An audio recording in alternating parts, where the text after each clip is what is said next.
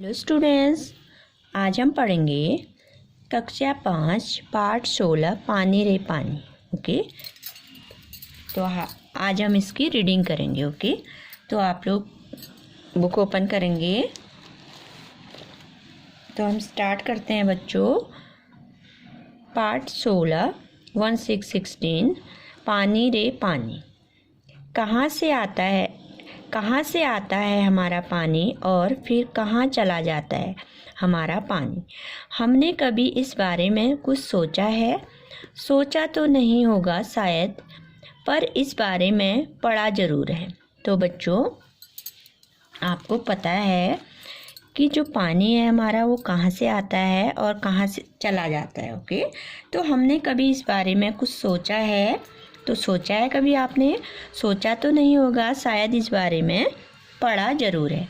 भूगोल की किताब पढ़ते समय जल चक्र जैसी बातें हमें बताई जाती हैं। जब हम भूगोल की किताब पढ़ते हैं, ज्योग्राफी भूगोल, तो उसमें हमको जल चक्र जैसी बातें बताई जाती हैं। ओके, जल चक्र होता है, उसमें कैसे बादल बनता है, कैसे बारिश होती है, उसके बारे में बताया जाता है। ओके, एक सुंदर सा चित्र भी होता है इस पाठ के साथ। उसमें एक सुंदर सा चित्र भी होता है, हमको बताया जाता है। ओके, जल चक्र पाठ के साथ सूरज, समुद्र, बादल, हवा, धरती, फिर बरसात की बूंदें और लो, फिर बहती हुई एक नदी और उसके किनारे बसा तुम्हारा हमारा घर, गांव या शहर। उसमें क्या होता है? सूरज होता है, समुद्र, बादल, हवा, धरती, फिर बरसात की बूंदें और बहती हुई नदी और उसके किनारे बसा हमारा और तुम्हारा घर, गांव या शहर, जहाँ पर भी हम रहते हैं। ओके, चित्र के दूसरे भाग में यही नदी अपने चारों तरफ का पानी लेकर उसी समुद्र में मिलती दिखती है। तो चित्र में एक तरफ तो क्या दिखता है बच्चों? क्या दिखता है? सूरज, समुद्र, बादल, हवा, धरती, फिर बरसात की बूंदें और फिर बहती हुई नदी और उसके किनारे में हमारा तुम्हारा बसा हुआ घर, गांव या शहर, जहां हम रहते हैं। और चित्र के दूसरे भाग में नदी अपने चारों तरफ का पानी लेकर उसी समुद्र में मिलती दिखती है। ओके, चित्र में कुछ तीर भी बने रहते हैं। समुद्र से उठी भाप बादल बनकर पानी में बदलती है और फिर इन तीरों के सहारे जल की यात्रा एक तरफ से शुरू होकर समुद्र में वापस मिल जाती है। जल चक्र पूरा हो जाता है। क्या होता है? चित्र में कुछ तीर भी बने रहते हैं। समुद्र से उठी भाप बादल बनकर क्या होती है? पानी में बदलती है और फिर इन तीरों से के सहारे जल की यात्रा एक तरफ से शुरू होकर समुद्र में फिर से वापस मिल जाती है और यह क्या होता है? जल चक्र पूरा हो जाता है। ओके,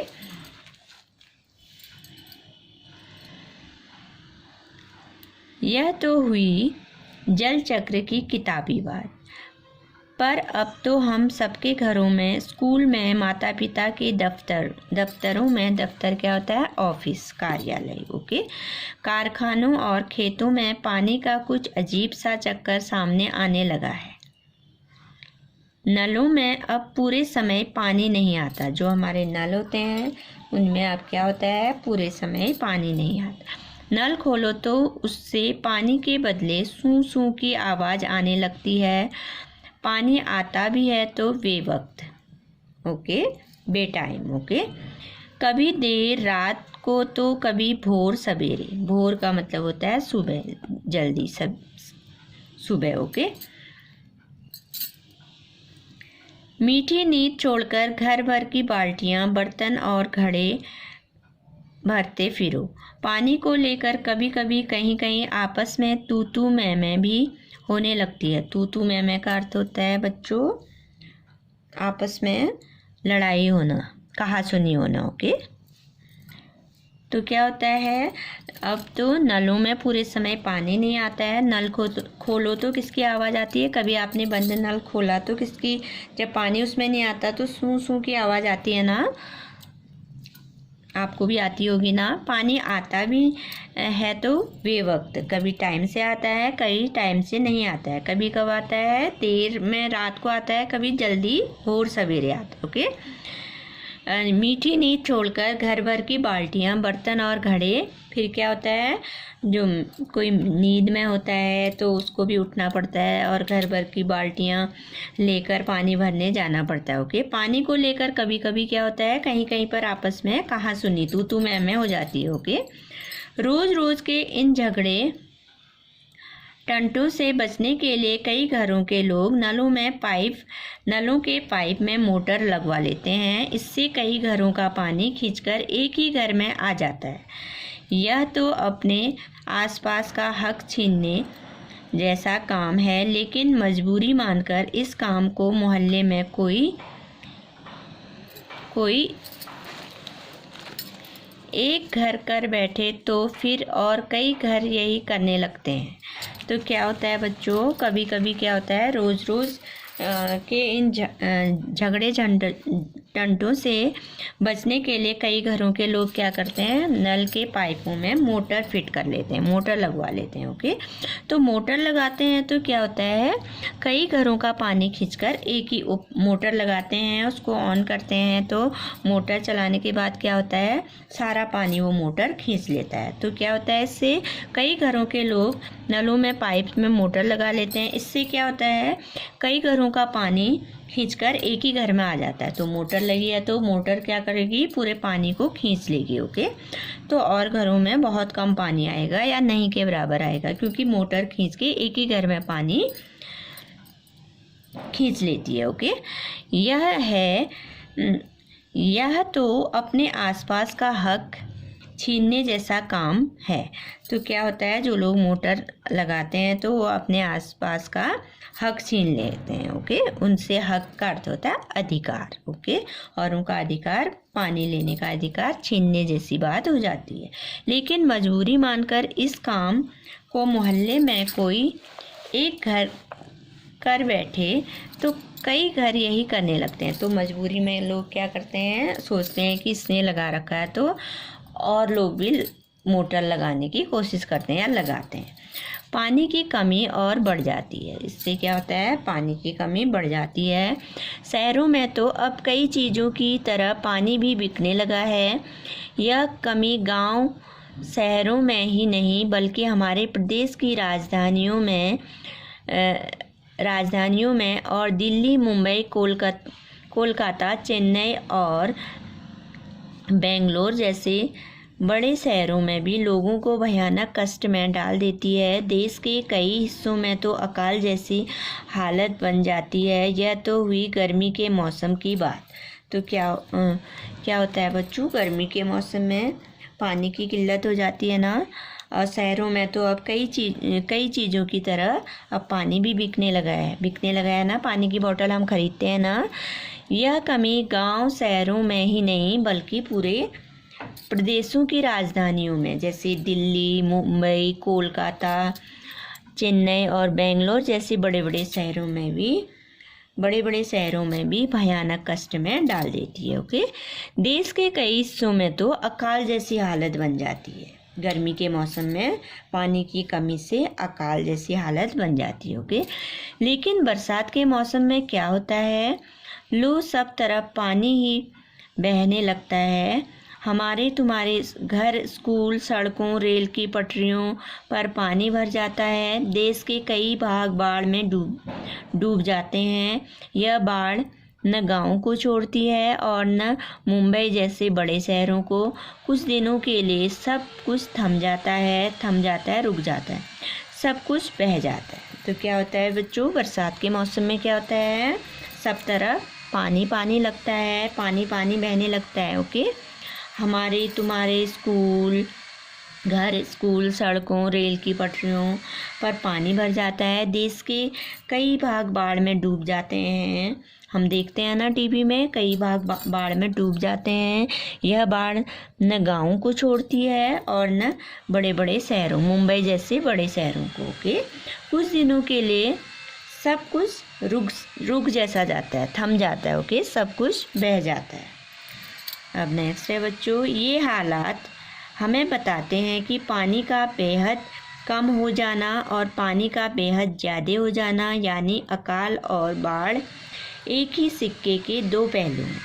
यदि हम इन दोनों को ठीक से समझ सकें और संभाल लें तो इन कई समस्याओं से छुटकारा मिल सकता है। तो बच्चों, बाढ़ का पानी का कम होना भी क्या है, अकाल जैसी स्थिति आ जाती है, और पानी का ज़्यादा हो जाना यानी अकाल और बाढ़ एक ही सिक्के के दो पहलू हैं। ओके, तो एक के बिना एक नहीं चल सकता है। ओके, अकाल पानी की कमी भी हमको अकाल की स्थिति में आ जाती है, अकाल की स्थिति ले आती है, और पानी का बहुत ज़्यादा होना भी बाढ़ जैसी स्थिति ले आती है।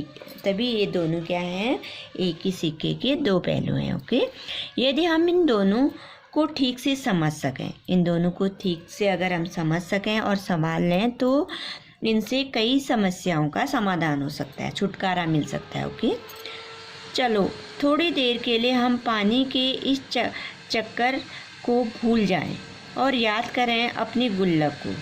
जब भी हमें कोई पैसा देता है हम खुश होकर दौड़कर उसे झट से अपने गुल्लक में डाल देते हैं। झट का मतलब होता है, झट का अर्थ जल्दी।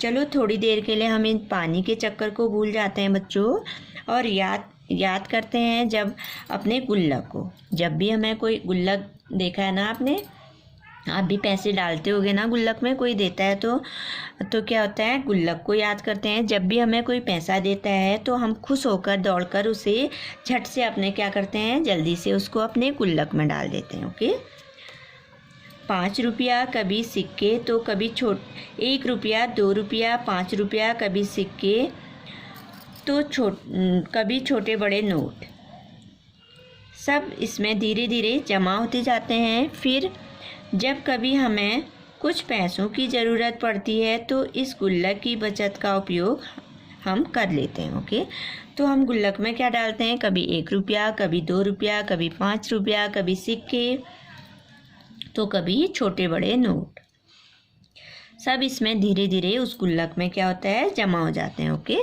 फिर जब हमें कुछ पैसों की ज़रूरत होती है कभी, तो इस गुल्लक की बचत का उपयोग हम कर लेते हैं। ओके बच्चों, तो पेज टर्न करेंगे। हमारी यह धरती भी इसी तरह की खूब बड़ी गुल्लक है। जो हमारी धरती है, पृथ्वी है बच्चों, जो हमारा गुल्लक है उसी तरह गुल्लक की तरह बहुत बड़ी है। ओके, मिट्टी की बनी इस विशाल गुल्लक में प्रकृति वर्षा के मौसम में खूब पानी बरसाती है। तब रुपयों में से भी कई गुना कीमती इस वर्षा को हमें इस बड़ी गुल्लक में जमा कर लेना चाहिए। हमारे गांव में, शहर में जो छोटे बड़े तालाब, झील आदि हैं, वे धरती की गुल्लक में पानी भरने का काम करते हैं। इसमें जमा पानी जमीन के नीचे छिपे जल के भंडार में धीरे धीरे रिसकर छनकर जा मिलता है।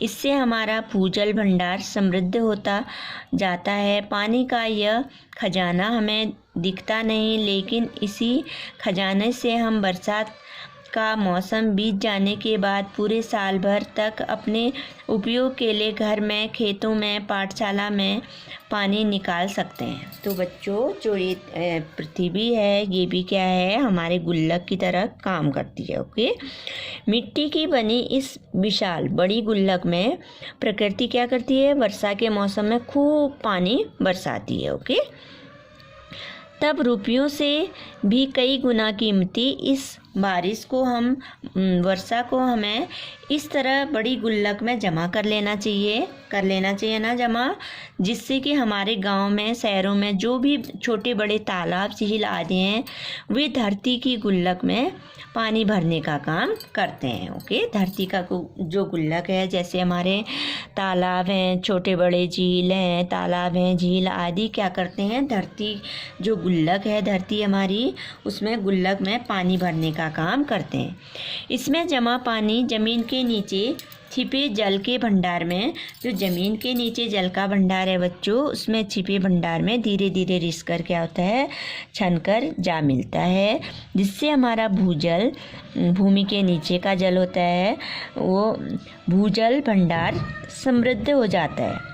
ओके, समृद्ध हो जाता है, उसमें पानी भर जाता है, बड़ा हो जाता है। ओके, पानी का यह खजाना हमें दिखता नहीं, लेकिन इस खजाने से हम पानी का यह खजाना हमें दिखता तो नहीं है क्योंकि वो नीचे है ना, लेकिन इस खजाने से हम क्या करते हैं, बरसात के मौसम बीत जाने के बाद जो पूरे साल भर तक अपने उपयोग के लिए घर में, खेतों में, पाठशाला में पानी निकाल सकते हैं। ओके, तो हमारी धरती कितनी बड़ी गुल्लक है बच्चों, सोचो ज़रा। लेकिन एक दौर ऐसा भी आया जब हम लोग इस छिपे खजाने का महत्व भूल गए और ज़मीन के लालच में हमने अपने तालाबों को कचरे से पाटकर भरकर समतल बना दिया। देखते ही देखते इन पर तो कहीं मकान, कहीं बाजार, स्टेडियम और सिनेमा आदि खड़े हो गए। तो बच्चों लेकिन एक दौर ऐसा आया बच्चों, ऐसा भी आया जब हम लोग इस जो हमारा भूजल में छिपा एक खजाना है, पानी का भंडार है, वो खजाना, उस खजाने के महत्व को हम भूल गए और ज़मीन के लालच में हमने क्या किया, अपने तालाबों को कचरे से पाट दिया, कचरा उसमें भर दिया। ओके, पाट कर समतल बना दिया। देखते ही देखते इन पर कहीं क्या बन गए, बड़े बड़े मकान बन गए, कहीं बाजार बन गए, कहीं स्टेडियम और सिनेमा आदि बड़े बड़े खड़े हो गए, बन गए। ओके, इस बड़ी गलती की सज़ा अब हम सबको मिल रही है। गर्मी के दिनों में हमारे नल सूख जाते हैं और बरसात के दिनों में हमारी बस्तियां डूबने लगती हैं। इसीलिए यदि हमें अकाल और बाढ़ से बचना है तो अपने आसपास के जल स्रोतों की, तालाबों की और नदियों आदि की रखवाली अच्छे ढंग से करनी पड़ेगी। तो बच्चों क्या होता है, जब हम जो भूजल का स्रोत है उसके ऊपर हम मकान बना देंगे, स्टेडियम बना देंगे या बाजार बना देंगे, सिनेमा हॉल बना देंगे, तो क्या हो जाएगा, वो पानी नहीं रह जाएगा ना उतना। तो ये गलती की सज़ा हमको मिल रही है आजकल, जो लोगों ने ऐसा किया है तो इस गलती की सज़ा मिल रही है। गर्मी के दिनों में क्या हो जाते हैं, नल सूख जाते हैं क्योंकि वहाँ पर तो मकान बन गए ना, और बरसात के दिनों में क्या हो जाती हैं, बस्तियाँ डूबने लगती हैं।